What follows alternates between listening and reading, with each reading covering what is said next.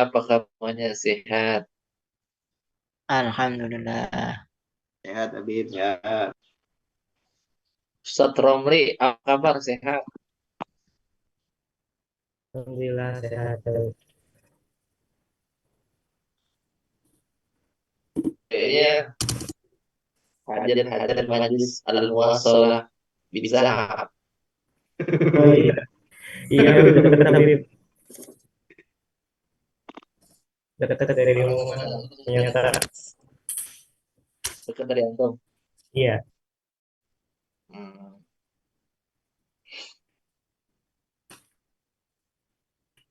Bismillah, yuk. Mau dimulai. Bismillah.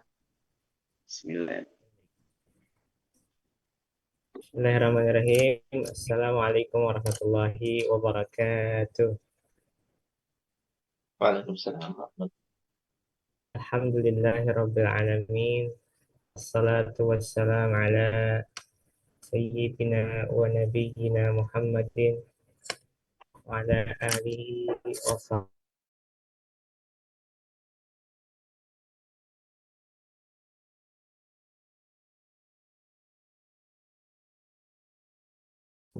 Sayyidina Syekh Al-Alim Al-Allamah Habib Segaf Al-Mahdi dan Syekh Abu Bakar Ali.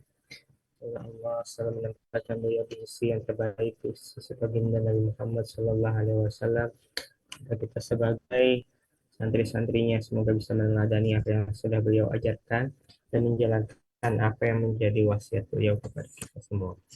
Dan juga tidak lupa kita doakan keluarga beliau khususnya Umi Wahidah beserta putra-putra beliau yang melanjutkan estafet beliau. Semoga Allah beri kekuatan, Allah beri kesehatan, Allah beri nikmat panjang umur dalam sehat walafiat dan keberkahan, dan Allah selalu mudahkan selalu perjuangannya dan membimbing kita, membimbing melakukan estafet perjuangan seluruh masyarakat. Jangan lupa kita doakan kita kita Mukarram Habib Hasan Yadrus MAG. Semoga kasih ilmunya, Allah mudahkan segala urusannya. Ya Rabbal Alamin. Tidak lupa juga kita doakan diri kita sendiri sebagai pembelajar sini ya, sama-sama belajar. Semoga Allah bukakan kita segala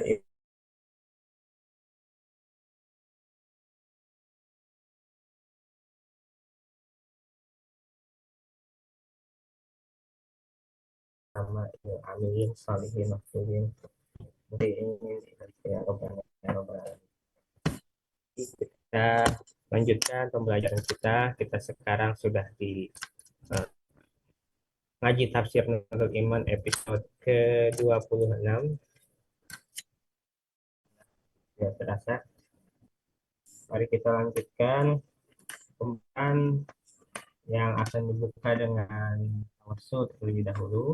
Pembahasan tawasul akan dipimpin langsung oleh guru kita Al-Habib Hasan Al-Idrus alaihi faliyatafadhal.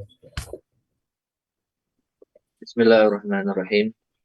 Assalamualaikum warahmatullahi wabarakatuh. Assalamualaikum warahmatullahi wabarakatuh. Alhamdulillahirabbil alamin. Wa bihi nasta'in wa ala umuri dunya waddin. Allahumma shalli wa sallim wa barik ala sayyidina Muhammadin wa ala alihi wa sahbihi ajma'in wa ba'du. Sebelum memulai, alangkah lebih baiknya kita tawasul dulu. Mudah-mudahan dengan apa yang kita tawasulkan mendapatkan keridhaan dari Allah Subhanahu wa taala. Amin amin ya rabbal alamin. Al-Fatihah بنية قبول والفتوح والمنى والسماء وإلى حضرة النبي محمد صلى الله عليه وسلم وآله وأزواجه وذرياته وأصحابه وأهل بيته ما لا حسرة تنشر من مهدي بالدين وسلم لأن الله يعلي درجاته في الجنة ويعين علينا من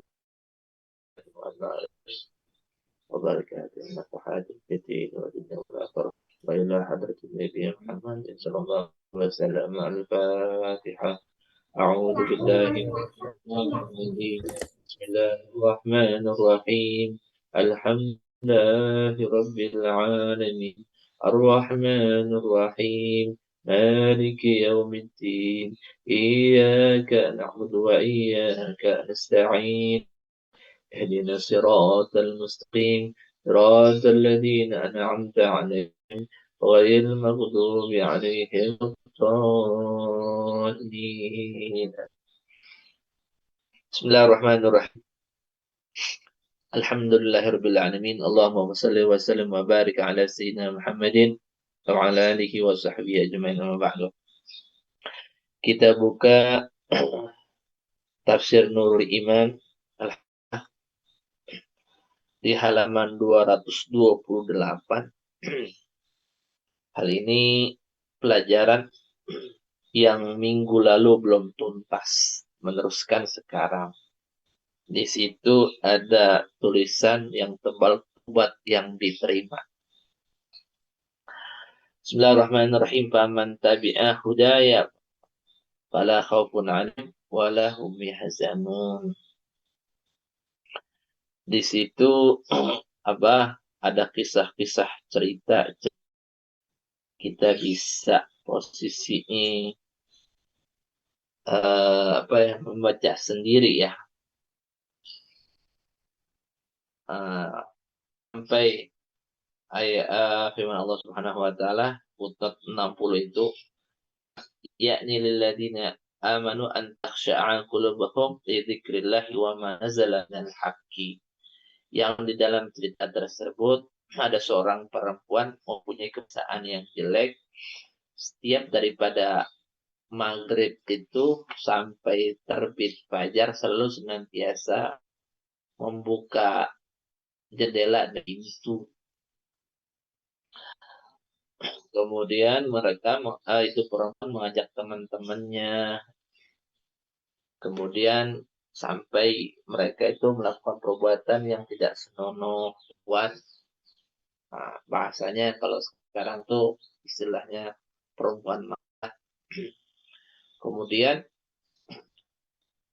di saat berselang-selang waktu malam ada juga perampok di situ. Perampok tersebut akhirnya masuk menggoda itu si perempuan. Perempuan itu menggoda kepada si perampok. Kemudian perampok itu mengatakan, oh, cantik sekali ini perempuan. Akan tetapi dia itu serta melakukan untuk hal yang lain. Tapi si perampok tersebut posisinya ingin merampok, mengambil hartanya daripada isi di rumah si perempuan itu. Kemudian di saat ingin mau merampok, itu perempuan berucap di dalam firman Allah Subhanahu wa taala, alam ya'ni lil ladzina amanu an takhsha'a qulubuhum li dzikrillah wa ma nazala minal haqqi. Perampok itu mendengar yang isinya, apakah belum saatnya orang itu beriman yang hati mereka itu antakhsha'a qulubuhum li dzikrillah, untuk fokus terhadap ketaatan kepada Allah Subhanahu wa taala. Wa ma nazala minal haqqi, dan tiadalah yang Allah Subhanahu wa taala turunkan berupa kebenaran. Ini adalah suatu kebenaran. Kemudian dia langsung kayak macam di dalam hatinya itu mendengar, kemudian seakan-akan kayak yang nonjok di dalam hatinya. Berasa banget. Kemudian dia nggak jadi merampok. Akhirnya dia pulang nggak jadi merampok. Dia bertobat kepada Allah Subhanahu wa taala. Bertobat menjadi orang-orang yang baik, ya kan? Nah, tinggal si perempuan ini. Si perempuan ini posisinya Dia merenung dengan apa yang diucapkan tadi oleh kampung.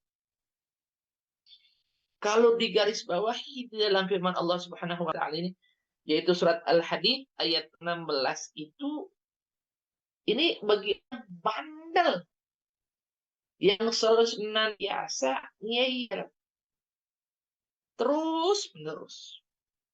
Ini menurut saya ya, terus menerus kepada hal tersebut. Coba bacakan ayat ini, insya Allah akan kembali di jalan Allah.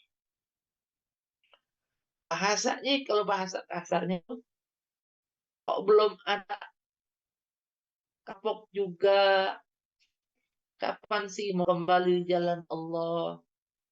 Kan umur udah tua, masih tetap menggila dengan kezaliman. Bahasanya itu ya. Kemudian ini perempuan merenung dengan apa yang diucapkan, tinggalkan rumah dan seisinya tersebut, dia keluar rumah. Hanya berpakaian apa yang ada di badannya dia aja. Atau kalau bahasa abang di sini bang, tudung. Dia pergi tanpa adanya arah dan tujuan di perempuan. Kemudian sampai ke pasar, dilihat anjing. Yang anjing ini lagi lidahnya ke bawah, saking saking hausnya sampai menjulur bawah dan sampai menjilat-jilat apa yang ada di bawah itu seperti pasir. Anjing itu kan kalau panas itu pasti posisi mulutnya terbuka. Kemudian menjulur lidahnya itu panjang. Kalau panjang dia menjulur, itu sangat haus itu anjing. Tandanya. Kenapa anjing itu kalau terbuka? Karena anjing itu tidak ada di badannya dan sekujur tubuh badannya itu pori-pori. Jadi pori-pori itu yang Allah ciptakan kepada seluruh makhluk ketika manusia itu mengeluarkan uap panas apa yang ada di dalam tubuhnya. Lewat uap panas. Nah, kalau anjing nggak ada tuh pori-porinya. Makanya untuk mengeluarkan uap panas itu, anjing itu terbuka mulutnya. Lalu mengeluarkan panas apa yang ada di dalam tubuh. Kemudian kan bahasanya dulunya dia nakal. Bahkan menjadi pelacur. Ngelihat anjing yang seperti ini, dia rasa iba. Dia ambilkan tuna abadan. Selama-lamanya di dalam neraka. La yaftuna. La yafnuna. Mereka di dalam neraka tidak bakal hancur berantakan. Hancur, dijadiin lagi. Hancur, dijadiin lagi. Hancur, dijadiin lagi. Bahkan dikatakan la yafnuna. Kata-kata la yafnuna itu awal masa manusia itu lenyap atau dia ada, kan hancur dulu. Hancur, dibikin lagi. Hancur, dibikin. Selama-lamanya seperti itu. Khalidina fiha. Maknanya selama-lamanya yaitu khalidina. Tetap hidup di dalam api. Wala yakhrujun.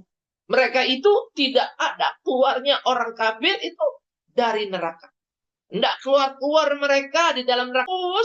Tetap itu menjadi tempat tinggalnya. Seperti orang yang beriman masuk surga selama-lamanya. Begitulah orang kafir masuk neraka selama-lamanya. Kan ada dalam salah satu tafsir nih. Ya. Lembaran tafsir yang menafsirkan ayat ini. Begitu lincahnya orang Yahudi merusak imannya orang Islam. Pernah ada tafsir keluar Beirut tahun 56 tuh, apa bilang yang menafsirkan ayat ini. Jadi tafsirnya kan Allah Subhanahu wa taala Maha Pengasih, lagi Maha Penyayang. Makanya kalau orang kafir masuk neraka, nanti di suatu saat dia akan dikeluarkan dari neraka karena rahmatnya Allah Subhanahu wa taala. Di waktu itu sudah mulai ulama-ulama yang kecil-kecil ilmunya kurang berbicara tentang itu. Lalu ada lagi menafsirkan sesudah itu keluar di tahun 71 yang menafsirkan ayat bahwa orang yang masuk neraka itu dia bilang secara logika nih, kalau manusia sudah bersemayam di dalam api, lama di dalam neraka, nanti dia tidak akan merasakan lagi panasnya neraka itu. Ini adalah tafsiran-tafsiran yang tidak benar. Karena dalam Al-Quran Allah Subhanahu wa taala berfirman, "Innal ladzina kafaru bi ayatina sawfa nuslihim nar. Kullama nadiyat juluduhum baddalnahum juludan ghairaha liyadhuqul 'adzaba innallaha kana 'azizan hakima." Tuh. Orang-orang yang masuk neraka itu dibakar, kemudian ditumbuhkan daging baru. Artinya bakar, habis ditumbuhkan lagi terus. Diciptakan habis, tumbuhkan lagi. Daging baru. Terus bergonta-ganti seperti itu. Sehingga setiap waktu tambah lama, bukan tambah kurang rasa sakit, tapi tambah pedih rasa sakit. Kullama nadiyat juluduhum badalna juludan ghairaha. Kami ganti lagi. Artinya kami ciptakan lagi itu dia. Untuk apa? Liyadzuqul azab. Untuk mereka itu yang di dalam neraka.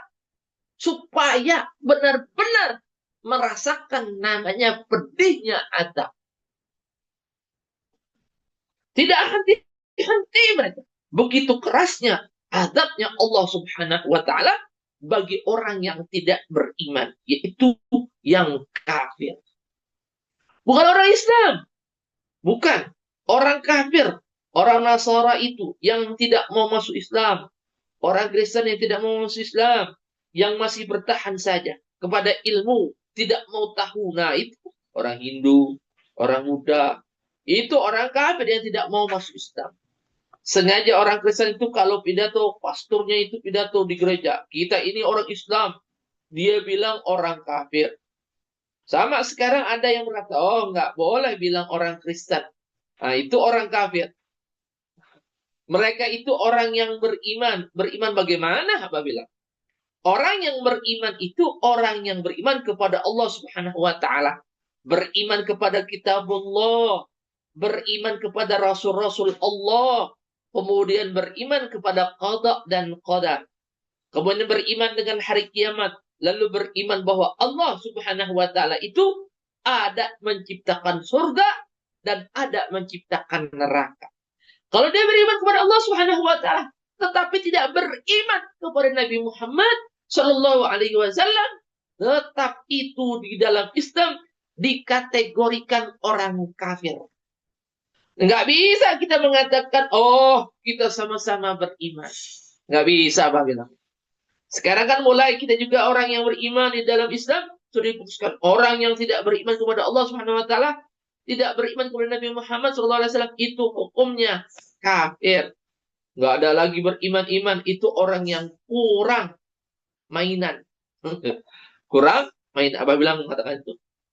Nabi Isa dalam hal Abah mengisahkan ya. Nabi Isa alaihissalam, agama yang mana dibawa oleh Nabi Isa itu nggak ada sebutan Allah, nggak ada. Sejak di sini Nabi Isa itu menyebut Allah itu bukan Allah, nggak ada.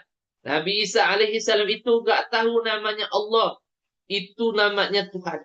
Yang tahu hanya Nabi Muhammad Shallallahu Alaihi Wasallam.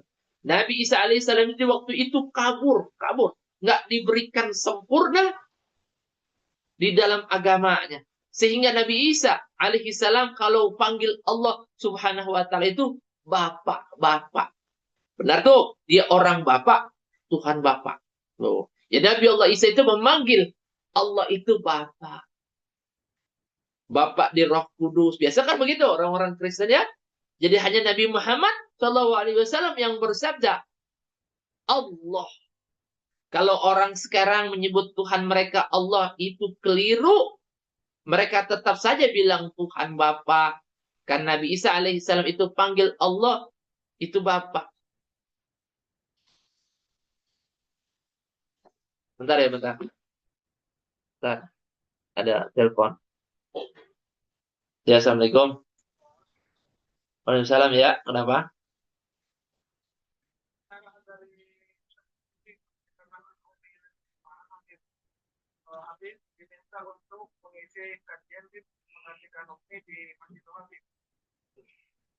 Jam berapa mulainya?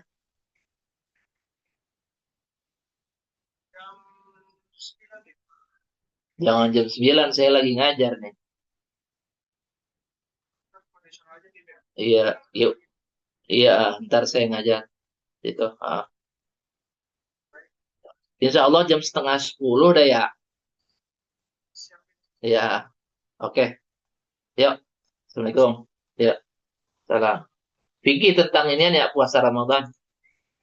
Ya, bahasa tentang fikih puasa Ramadan. Ya, ya. Yuk. Assalamualaikum. Lanjut ya.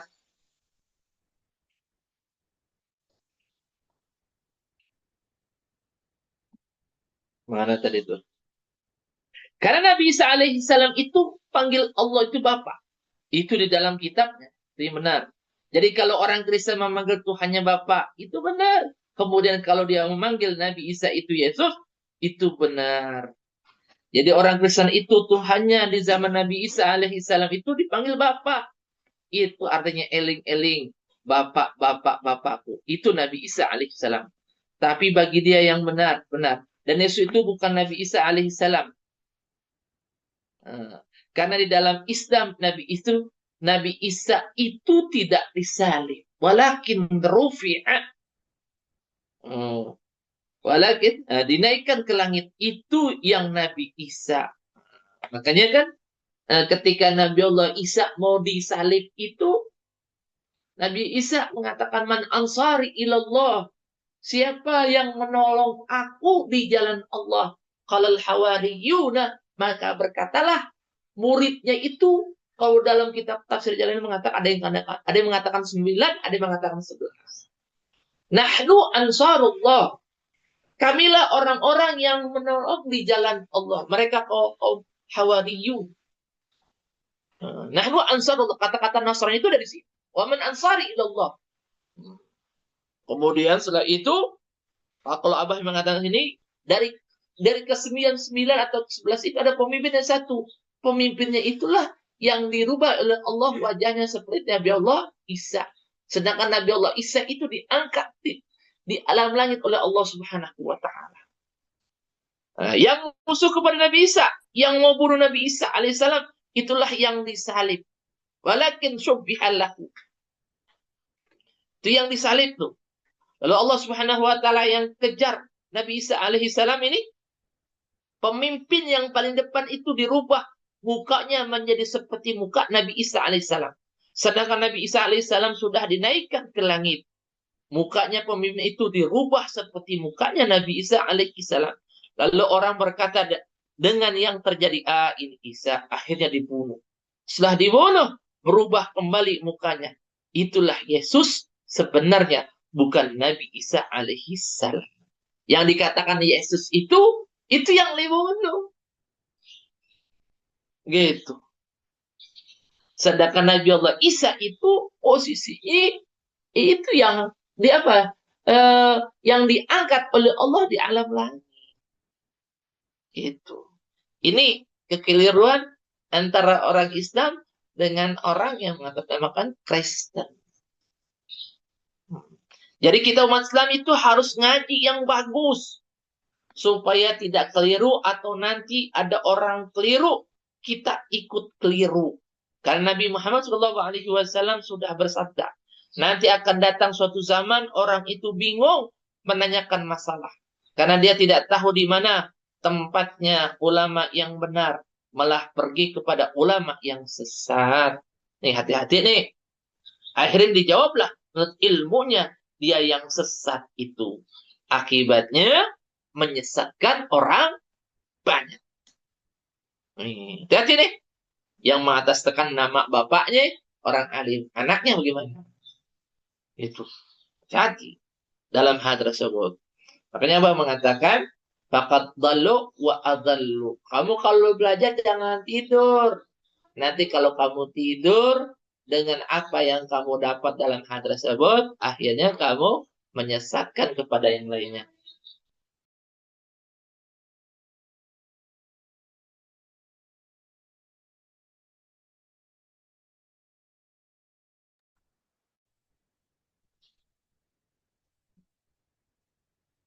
Sekarang kan sudah banyak orang akibat toleransi sehingga orang Islam tidak boleh mengatakan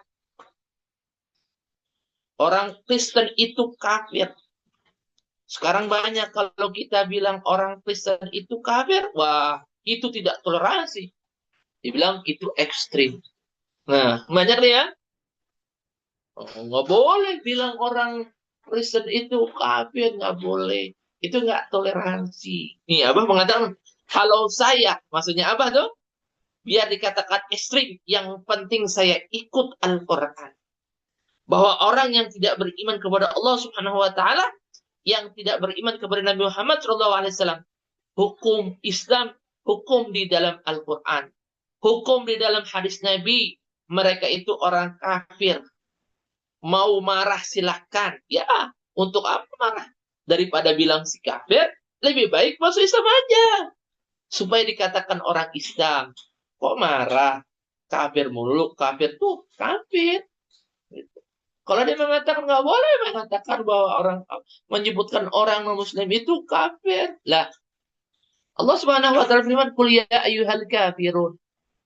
Bagaimana kita nyebutnya? Katakan wahai Muhammad pada orang-orang non-Muslim. Bagaimana tuh? Kalau kita mengatakan kafir, oh kita nggak toleransi. Bagaimana tuh? Dan mereka juga mengatakan kepada kita, sama, kafir juga. Begitu. Jadi yang digantung itu bukan Nabi Isa alaihissalam, tapi yang dikejar Nabi Isa yang diserupakan oleh Allah Subhanahu wa taala dengan muka Nabi Isa alaihissalam, supaya orang tidak mengejar lagi Nabi Isa alaihissalam diangkat naik ke langit. Yang diserupakan ini yang babak belur. Makanya celananya sampai menjadi kolor, robek-robek, nggak punya baju, dibunuh di situ. Bukan gampang. Kalau salah, bukan gampang. Kalau salah, kita berbuat dosa. Masih ada taubatnya. Tapi kalau salah di dalam akidah, itu hukumnya murtad. Harus syahadat lagi. Itu harus syahadat. Jadi orang kafir, ulaik ashabun nar, hum fiha khalidun. Ini keputusan. Orang kafir itu kekal di dalam neraka. Nggak ada kata-kata nanti kalau sudah lama biasa kok. Kalau sudah terbiasa nggak panas lagi. Nggak ada kata-kata seperti Abah bilang. Kalau sudah lama katakan nanti kan udah lama udah merasakan yang namanya sakit terus menerus, nggak panas lagi dan dia nggak sakit lagi. Abah bilang nggak ada yang seperti itu. Oh, lebih panas lagi karena Allah Subhanahu Wa Taala sudah berjanji dagingnya itu dibikin baru terus. Kan daging kalau baru seperti baby atau bayi itu kalau kena api lebih panas daripada kita. Jadi yang namanya daging itu kalau sesuatu yang baru, itu apa mengatakan kalau kena yang panas itu lebih panas dari sesuatu yang lama. Kita ini contoh ya ada orang kecelakaan, dagingnya baru muncul baru terus ya itu panas tuh. Panasnya tidak seperti panas apa yang sudah tumbuh di diri kita gitu. Jadi anak-anak yang umur 1 tahun 2 tahun itu kalau kena api lebih panas karena kulitnya baru. Kalau kita lebih tahan itu panas. Kalau mereka kan langsung teriak. Kecuali kalau baby yang baru dilahirkan. Kalau baby yang baru dilahirkan masih umur 1 bulan, 2 bulan, belum begitu sakit karena otaknya itu belum sempurna. Jadi otaknya itu masih berkembang. Nih Abah berbicara masalah otak setelah ini. Jadi, baby itu yang kecil itu baru lahir. Digoyang-goyang oleh suster. Kalau enggak ada nafas, dia diangkat kakinya. Ya, dia enggak ada rasa sakit apa-apa. Dimasukkan air mendidih pun nggak panas. Panas. Dia nggak ada rasa sakit. Karena otaknya itu belum berfungsi untuk merasakan sakit itu. Jadi sakit itu dari otak. Makanya Allah Subhanahu wa taala kalau mematikan manusia yaitu bukan berhentikan jantung, bukan. Gitu. Orang sekarang kan takut kalau jantungnya sakit ya toh, bukan jantung yang mematikan orang. Jantung itu bisa berhenti 2 jam tidak bergerak, belum tentu orang itu mati. Baru manusia itu mati kalau otaknya tidak berfungsi. Di garis bawah itu. Jadi kalau otak ini sudah berhenti, ya langsung mati manusia itu. Walaupun jantungnya masih bergerak, duk dak, gitu ya. Kan orang mati itu jantungnya masih bergerak. Sebenarnya sudah mati manusia itu. Kalau manusia sekarang. Kan belum terlihat orang itu mati kalau sekarang. Itu sudah mati. Sekarat itu sudah mati. Otaknya itu sudah mati. Jantungnya masih bergerak. Karena darah seluruh tubuh harus ditarik kembali. Berkumpul ke jantung. Sudah berkumpul semua ke jantung. Jantungnya nggak bisa lagi memompa. Karena darah sudah penuh semua di dalam lubang-lubang jantung itu, baru jantung itu berhenti pelan-pelan. Jadi yang mati itu otak. Makanya otak itu mahal. Nggak boleh dibikin kotor. Nggak bisa dibikin rusak. Bukan jantung. Orang sekarang pada takut jantung. Waduh, mati dia. Kena serangan jantung. Bukan. Itu perkataan goblok itu. Dokter. Tapi otak-otak otak rusak itu yang berbahaya. Kalau jantung rusak masih bisa diobati. Tapi kalau otak rusak itu nggak bisa. Nggak ada obatnya. Langsung tek. Itu. Lanjut. Kalau otaknya rusak, tapi orang itu masih bergerak, dia pasti gila. Nggak bisa berpikir dia toh. Ngawur saja. Dan tidak bisa berbicara. Jadi karena itu otak itu harus dijaga. Otaknya harus dijaga. Jangan ada masuk yang jelek. Jangan ada masuk yang kotor. Karena itu ulama-ulama itu melarang benar. Hisap ganja, putau, ekstasi, macam-macam nama itu. Apabila itu sebabnya dilarang. Karena itu merusak otak. Bukan merusak jantung. Tapi karena manusia selalu asosiasinya jantung. Nanti jantung rusak. Masukin nikotin di dalam jantung. Nanti jantungnya rusak. Kalau masuk nikotin, jantung biarin. Tapi kalau masuk di otak, itu yang otak. Jadi segala sesuatu, manusia itu titiknya di otak. Gitu. Jadi manusia itu baru mati kalau otaknya mati. Kan ada orang bilang, mati suri. Ada toh? Mati suri itu jantungnya berhenti. Tapi otaknya masih berfungsi. 2 hari mati, sudah mati, nggak bergerak lagi badannya, nggak berfungsi. Ya, kata orang Kristen mati, padahal otaknya masih bergerak, orangnya masih hidup, nggak boleh langsung dikubur apabila. Makanya kalau ada keluarga yang meninggal, periksa ke dokter dulu. Di kampung ini kan belum tuh. Di kampung kita ini asal orang-orangnya sudah berhenti, sudah mati, kuburkan, itu. Bagaimana kalau dia hidup lagi di dalam kubur itu? Kan kasihan dia. Harus diperiksa lagi, bertemu oleh dokter. Kita kan belum tahu pemeriksaannya. Kita kan hanya periksa denyutan jantung. Berhentinya denyutan ini belum tentu orang itu mati. Masih hidup itu otak. Itu apa bilang. Ya kan?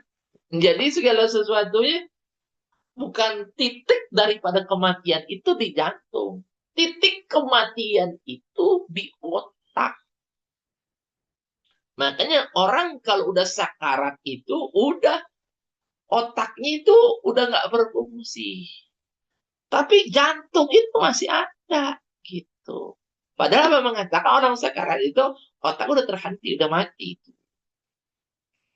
Gitu. Makanya kalau orang mati jangan langsung dikubur.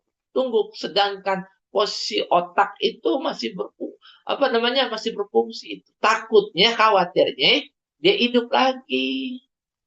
Karena kenapa? Memang apa namanya, otaknya masih berfungsi, belum mati. Begitu. Seperti orang yang Abah contohkan mati suri. Ya, nah, nanti dokter yang tahu diperiksa. Maksudnya di dalam hal tersebut, posisinya, ya, ini kalau ada yang sekian, periksa ke dokter dulu. Karena dokter yang lebih mengetahui di dalam hal ini. Udah layakkah dikubur atau belum begitu. Nih, kemudian di halaman terus 34, apa membahas di dalam kitab Imam Jalalain ada orang yang posisinya mati, ya kan? Udah 15 tahun dikubur, hidup lagi, muncul dia kepala sampai orang yang di situ itu lari terbirit-birit, ya kan? Kita bisa baca sendiri dalam hal itu. Jadi intinya kematian letaknya di manusia itu terhentinya otaknya, bukan jantungnya. Ya, mungkin sampai sini dulu. Jika memang ada yang mau sharing-sharing, dipersilahkan. Insya Allah besok, hari Minggu besok, tentang anjuran memotong kuku. Ya, jika memang ada yang mau sharing-sharing sama yang lainnya, ayo dipersilahkan. Atau mau menambahkan, ayo silahkan. Teman-teman, tadi pembahasannya menarik ya tentang pertama hidayah dan juga taubat. Ada pembahasan tentang kekufuran dan juga pembahasan tentang Nabi Isa tadi. Silakan bagi yang ingin bertanya. Ini saya buka dengan satu pertanyaan. Kenapa?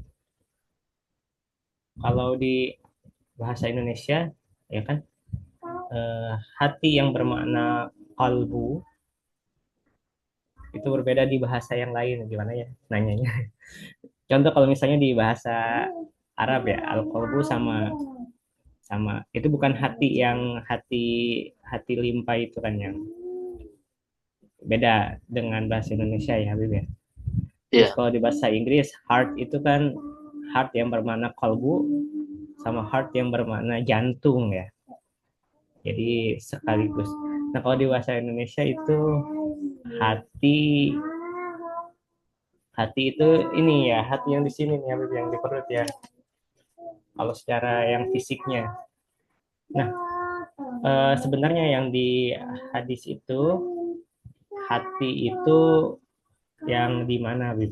Yang mudghah ala wahiyal qalbu. Oh, pertanyaan Letaknya di mana? oh ya, apakah di hati ataukah di jantung ataukah emang di otak gitu intinya. Ya betul Habib.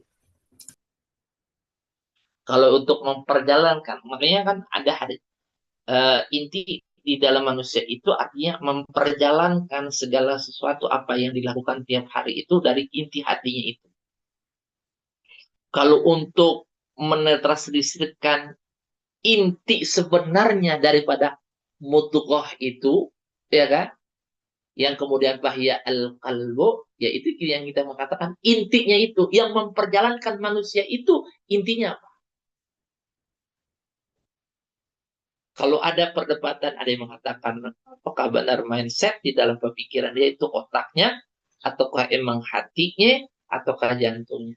Intinya di dalam hal tersebut yang memperjalankan hal itu semuanya ke perspektifan arah positif dan negatif itu, yaitu intinya. Kan manusia itu bisa menilai sesuatu kepada seseorang apakah positif dan negatif. Kemudian bisa mengarahkan sesuatunya ke arah negatif dan positif. Arah mana yang ditujukan kepada dirinya itu.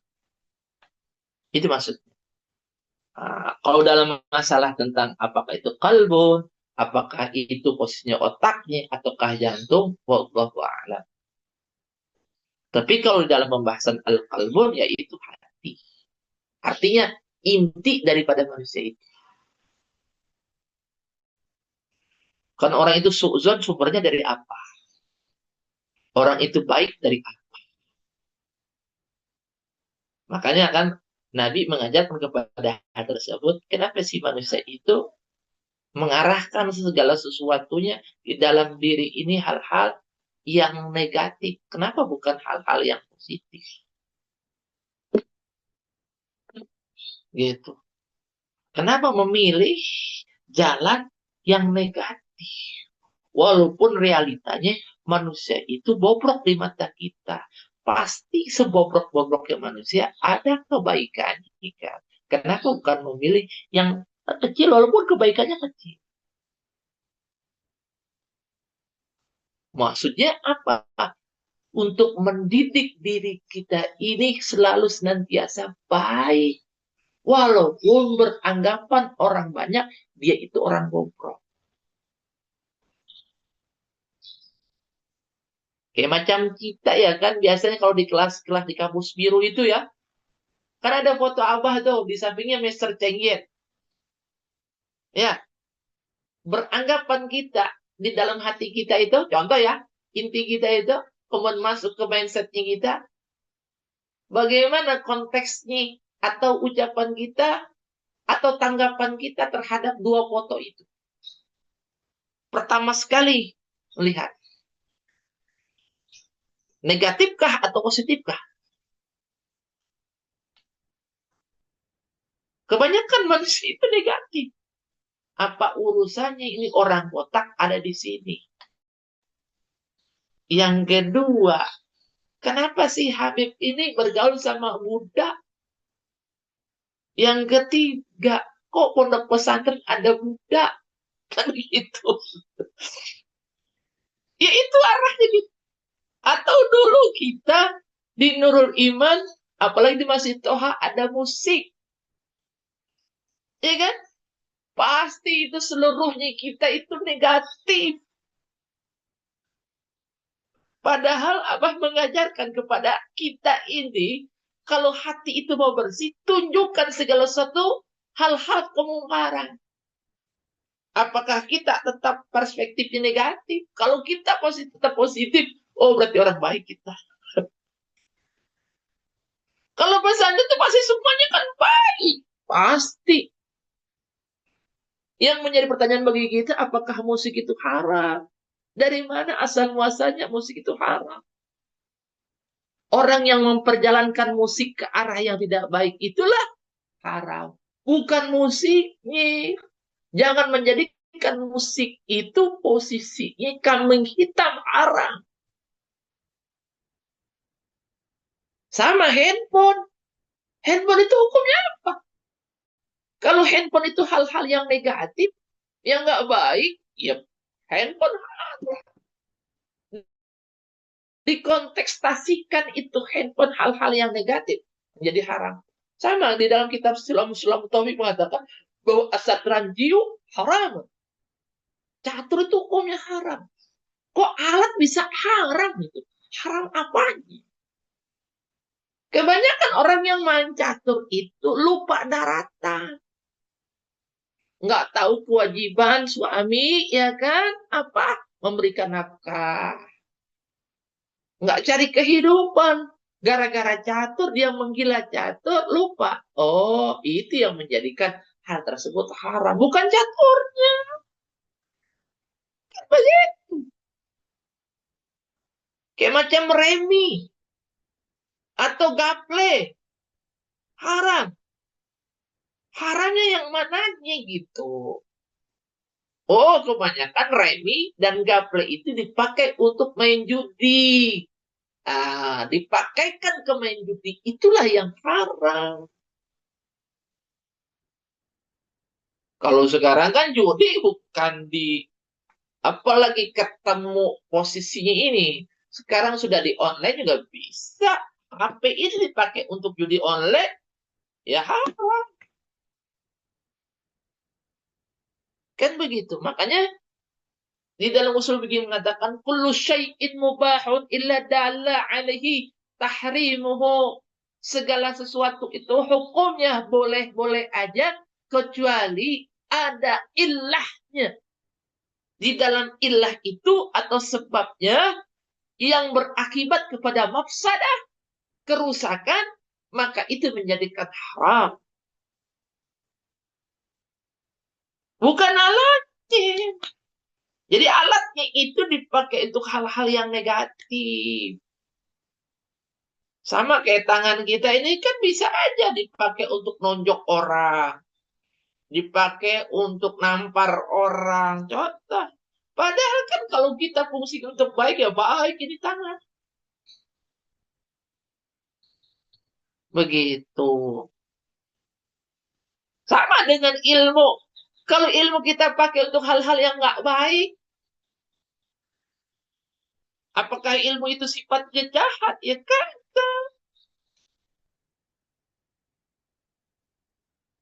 Begitu sama kayak kopiah. Kita kambing hitamkan kopiah.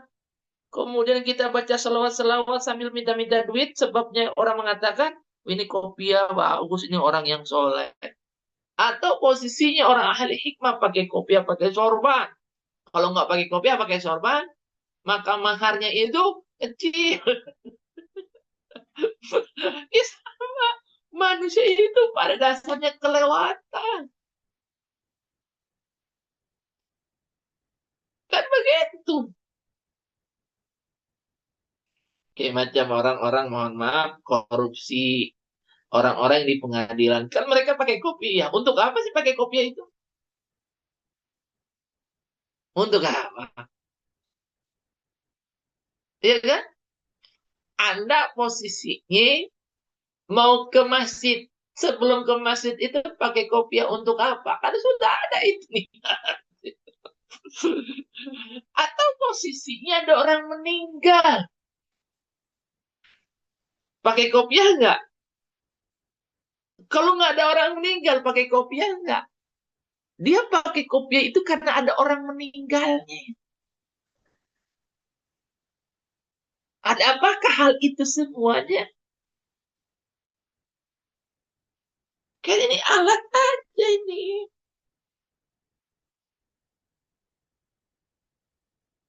Kan begitu. Makanya yang berhubungan dengan orang meninggal dan yang berhubungan dengan orang sakit itu intensitas setermanya kepada Allah itu mantap. Tandanya mantap itu hatinya kita bergetar. Kemudian serempak kita islami memunculkan keislamiannya kita berpakaian syar'i di antaranya pakai kopiah. Kan kita coba lihat, tak? Itu kan adat istiadatnya kita kan begitu. Gitu. Kalau posisinya ada orang meninggal, innalillahi, langsung dia apa ya terdiam, merasuk, seakan-akan takut, dramatisir lah, bahasanya gitu kan. Padahal intinya bukan itu. Intinya apa sih nanti ketika posisinya perbekalan kita sudah amaliyah baiknya kita udah cukup atau belum, kan intinya itu. Intinya itu. Ya mungkin kalau ada yang lainnya mau menambahkan dipersilakan.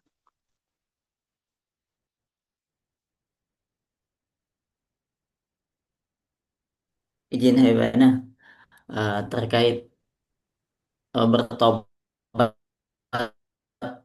daripada hakul adami itu kan, contohnya tadi seperti orang yang perampok kemudian pencuri misalnya, itu tobatnya gimana Habibana?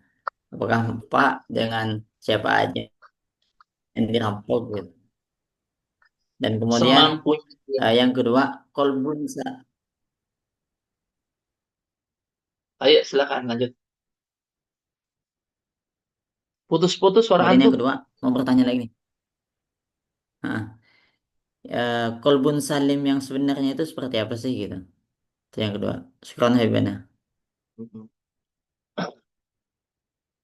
Kalbu yang pertama itu, yang tadi apa lupa saya? Yang pertama Yang pertama bagaimana cara bertobat orang yang merampok itu kan udah banyak, udah pada lupa gitu. Intinya menjalankan hablum minallah tersebut, kemudian dan menjalankan hablum minannas semampunya dia, seingatnya dia. Intinya itu segala sesuatu kan Allah yang mempunyai peranan. Yang penting intinya di dalam hatinya itu menyesal, kemudian tidak kembali di jalan yang lalu-lalu. Arahnya udah ke sana. Kalau memang sulit menemukan posisinya orang-orang yang telah terdoliminya. Atau kalau memang orang yang nggak ada, ya ke keluarga. Gitu. Yang kedua yang dikatakan qalbul salim itu, pernah saya dulu berpikir yang dikatakan qalbul salim itu artinya apa? Di mana kalbun itu segala sesuatu arahnya ketaatan, arahnya ketaubatan, arahnya kesadar dirian, gitu. Makanya kalbun ini kita kadang-kadang kalbun yang tidak baik, kadang-kadang kalbun yang baik, kadang-kadang meningkat kebaikan tersebut. Di mana kalbun tersebut posisinya salim, yang selamat dari hal-hal yang tidak baik. Gitu. Itu kalau menurut saya ya. Ada lagi yang lainnya silakan jika memang yang mau menambahkan.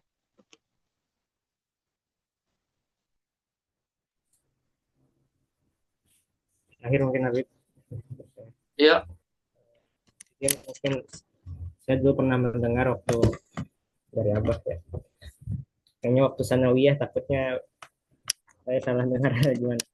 Eh, eh, jadi kalau kita zikir itu bisa bisa hati, lisan, dan otak itu secara berbarengan. Jadi bisa eh, hati berzikir apa itu, lisan berzikir apa itu kalau sudah benar-benar dilatih itu bisa Habib.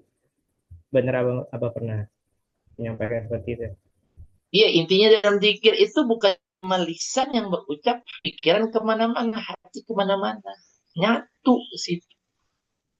Makanya lihat Abah di saat zikir itu fokus beliau itu.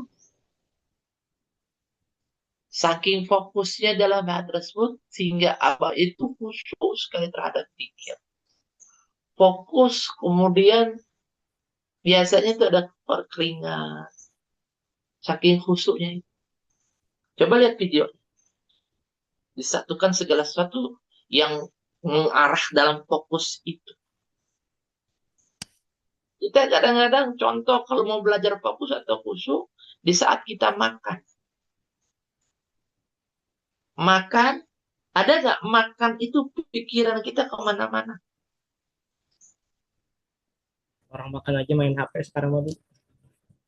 Iya, iya oke. HP nih, kita main HP lah. Kita kan fokus.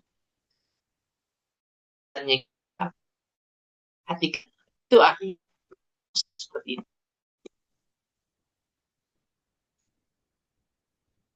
Jadi intinya kefokusan itu tujuh dengan apa yang kita buat.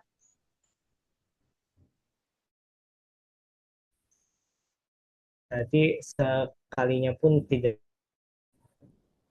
yang tidak fokusnya gitu misalnya baik, tapi aktivitas gitu, tapi mengajarkannya sana aja yang salawat. Berarti Iya, iya intinya fokus itu sebutan Allah ataupun Nabi Muhammad SAW berupa intinya ke situ. Makanya Abah bilang 400. Mungkin di antara 400 yang nyangkut itu satu. Satu itu yang diterima. Yang nyangkut. Maksudnya gitu. Makanya kamu selawatan sambil mungkin menonton TV ya. Enggak. Tapi ada yang lebih fokus lagi. Mungkin di antara 400 ya nyangkutnya cuma satu, dua, terus itu yang diterima. Kan di situ.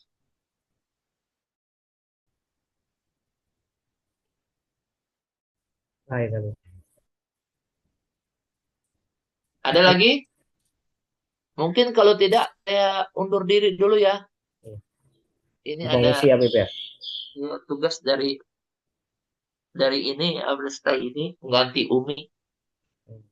Nah, kalau yang mau ziarah Ka'bah dipersilakan hari Minggu. Silakan semuanya. Kalau mau nikah masyarakat itu sudah dibuka. Kalau yang masih jomblo, ya kan, detik-detik jomblower banyak yang datang tuh, ya kan, gitu.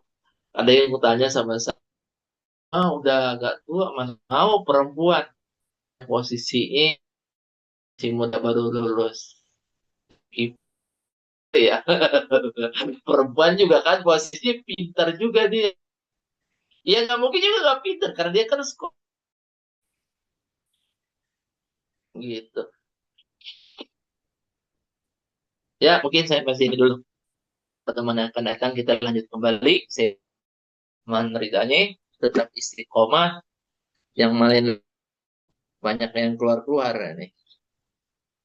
Ya, kalau ada grup-grupan yang lain dalam hal ini nggak apa-apa di-share yang lainnya supaya memberikan kemanfaatan. Atau ada ustadz-ustadz yang bagus sekian nggak apa-apa gabung ya kan.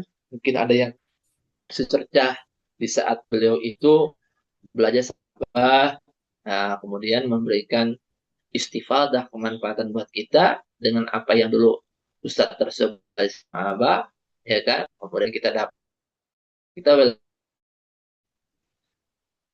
Assalamualaikum warahmatullahi wabarakatuh. Waalaikumsalam warahmatullahi wabarakatuh. Mohon izin ya. Ya. Terima kasih Habib Hasan dan Ibnu. Terima kasih Waalaikumsalam warahmatullahi sekali wabarakatuh. sudah menyempatkan hadir hari ini. Semoga Allah memberikan keberkahan dalam kegiatan kita di pagi hari ini. Amin. Saya mohon